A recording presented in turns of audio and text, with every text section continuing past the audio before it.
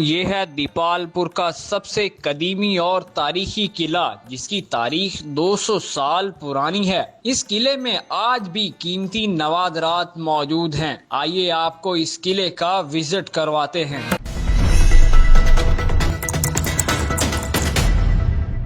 अस्सलाम वालेकुम। उर्दू पॉइंट के साथ मैं हूँ आपका मेज़बान अली बादामी। आज हम आए हैं पाकिस्तान की सबसे बड़ी तहसील और पाकिस्तान की सबसे कदीमी और तारीखी जगह पर, जो कि किला दीपालपुर के नाम से मशहूर है। इसकी पुरानी गलियां, इसके पुराने मकामात और आज भी 200 साल पुरानी तारीखी नवादरात मौजूद हैं। ये किला 200 साल पुराना है। इसकी हिस्ट्री भी आपको दिखाते हैं, ये किला पूरा आपको विजिट करवाते हैं।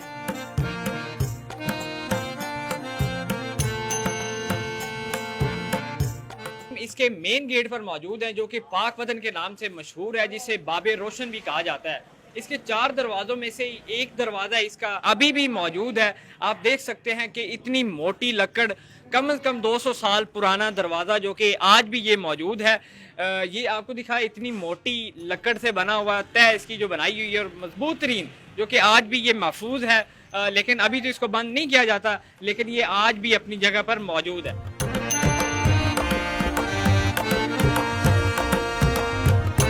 आपने सिर्फ आज तक अंदरूने लाहौर की ही ऐसी गलियां देखी और सुनी होंगी, लेकिन आपको मैं बताता चलूं, दीपालपुर किला में ऐसी गलियां आज भी मौजूद हैं।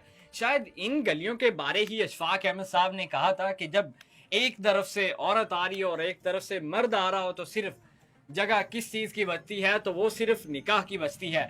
ये गली दीपालपुर किले की एक ऐसी गली है, वाहिद मेन गेट के साथ ही है। और ये गली भी अंदरूने लाहौर की गलियों की तरह बिल्कुल इतनी तंग है कि यहाँ पर सिर्फ एक बंदे गुजरने की सिर्फ जगह रह जाती है।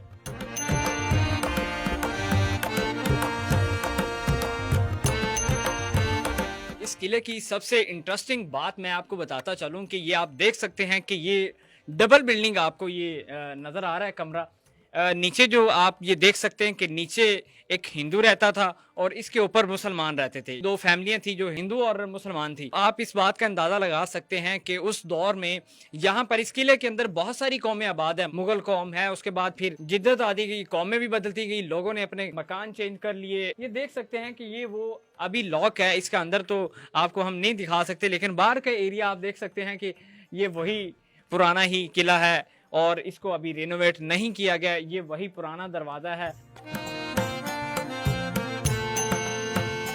जी नाज़रीन, इस किले के अंदर बहुत सारी तारीखी दास्तानें छुपी हुई हैं। ये जो मेरे पीछे आप जगह देख रहे हैं, ये एक पट्टी नज़र आ रही है आपको, जहाँ पे हिंदी में लिखा हुआ है, तो इसके लास्ट में भी लिखा हुआ है 2002, यानी कि 2002 में इसकी मुद्दत ख़त्म होनी थी और इसके बाद इनको दोबारा बनाया जाना था। यहाँ पर बहुत सारी ऐसी तारीखी कमरे और जगह मौजूद हैं जहाँ पर ये पट्टियाँ इन्होंने लगाई थी। हिंदी में लिखा हुआ है, मिस्री में और फ़ारसी के अंदर बहुत तख्तियाँ लगी हुई हैं, जहाँ पे इनकी मुद्दत लिखी हुई थी। इनकी इतनी मुद्दत है, उसके बाद इनको दोबारा तैयार करवाया जाना था।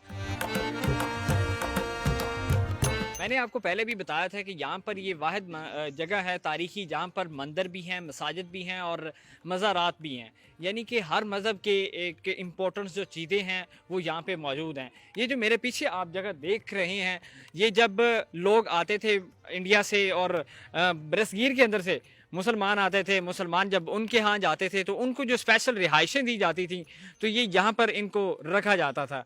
ये अब तो बिल्कुल ये वीरान हो चुकी है। ये इस किले का मेहमान खाना है, इसका ये गेट है।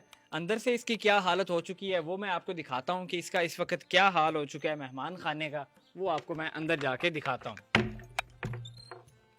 ये मेहमान खाने का अंदर के मनाज़र हैं जो मैं आपको दिखा रहा हूँ कि इसकी हालत इतनी अब खस्ता हाली हो चुकी है कि यहाँ पे जानवर रखे जाते हैं। तो ये मेन था इसका, बहुत सारे मेन, इसको पीछे से भी दरवाज़ा लगता था, राइट और लेफ़्ट। तो यहाँ पे ये बहुत बड़ा हाल हुआ करता था। बाद में जब रिहायशी आए तो उन्होंने वहाँ पे ये दीवारें बनाना स्टार्ट कर दी, इसको बंद कर दिया, ये छोटे छोटे कमरों के अंदर इसको इन्होंने तकसीम कर दिया। तो इसकी हालत अब ये हो चुकी है कि यहाँ पे अंदर जानवरों को सर्दी में चारा डालने के लिए, सर्दी से बचाने के लिए यहाँ पे रखा जाता है। इस किले का रकबा बहुत ही बड़ा था। एक बहुत सारे एरिए में जहाँ पर रिहायशी रह चुके हैं, उन्होंने अपनी रिहायशें बना ली हैं, बाद में तमीर किया घरों को। तो बहुत सारा ऐसा एरिया है जो इस खस्ता हाली में मौजूद है आज भी। तो ये तब का बना हुआ था, अभी भी ये मौजूद है। ये अपने टाइम टू टाइम ये गिरता गया, कमज़ोर होता गया। तो कई शहरियों ने ये अपनी चीज़ें बना ली इसको। तो लेकिन कई जगह ये भी है, बहुत सारा इसका ऐसा एरिया है जहाँ पर अभी कुछ भी नहीं बनाया गया और ये चीज़ें वही पुराने ताले-शाले लोगों ने लगाए हुए हैं अपने, वही लक्कड़ के दरवाजे हैं, वही पुरानी ईंटें हैं और कुछ रिहायशी इधर यहाँ पे मौजूद हैं, लेकिन उन्होंने ये सीढ़ी का इस्तेमाल किया हुआ, ऊपर रिहायशें हैं आस-पास के अंदर। ये किले के अंदर मंदिर है। इस मंदिर की तारीख की अगर हम बात करें तो एक खत्री कौम का एक राजा था, जो हिंदुस्तान से यहाँ पे माइग्रेट होकर आया था।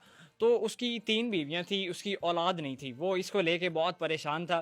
तो उसका एक ना बड़ा ही करीबी मुरीद था, जो कि लालू नामी।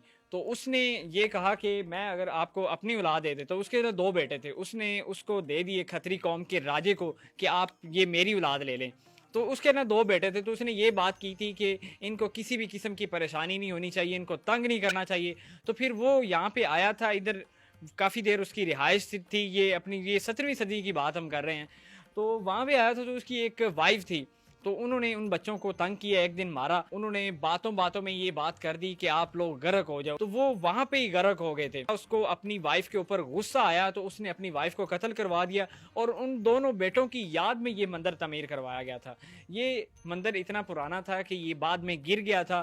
तो आस-पास के लोग जो यहाँ पे रिहायशी थे, उनको नुकसान पहुँचा था। फिर उन्होंने ये दोबारा तामीर करवाया, इसका दोबारा दे गेट तो पुराना ही है वही वाला, लेकिन उन्होंने वही लगा के इसकी दोबारा इसकी तामीर करवाई गई।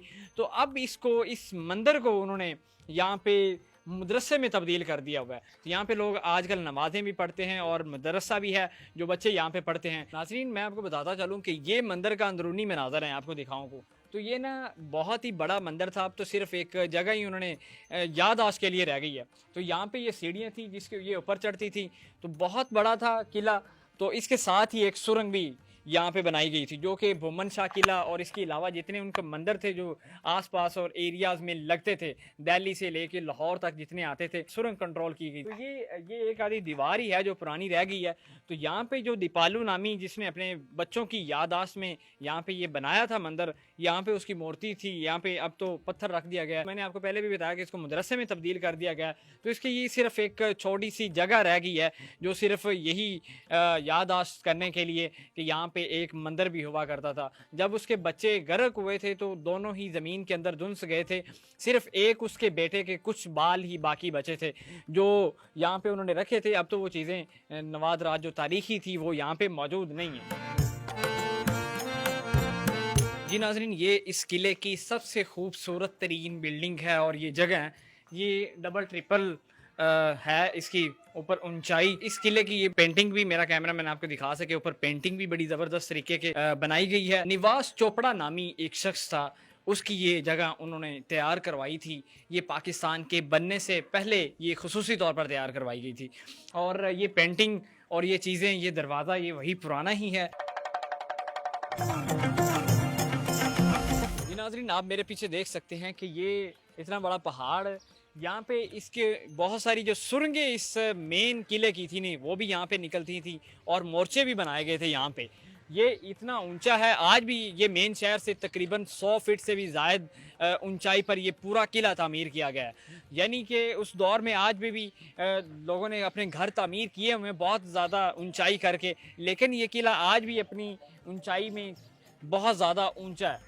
तो आप देख सकते हैं कि यहाँ पे मिट्टी डाली गई है और मिट्टी भी वो जो गाजनी होती है उसे यूज़ किया गया था। यानी कि कोई भी बादशाह जब दूसरी सल्तनत के ऊपर हमला करता था ना, तो वो उनको यहाँ से ख़तरा नहीं होता था। वो इसकी बहुत सारी मिसालें बताई जाती हैं। यहाँ के जो रिहायशी हैं, पुराने बंदे हैं, वो ये बताते हैं कि बहुत सारी ऐसी कौमें और बादशाह थे जो जिन्होंने हमले किए थे यहाँ पे इस सल्तनत के ऊपर, जिन्होंने इस किले के ऊपर स्टे किया था, वो यहाँ पे अपने घोड़ों और जो चीज़ें आलात, जिनके जंगी आलात थे, उन समेत आज भी गर्क हो चुके हैं।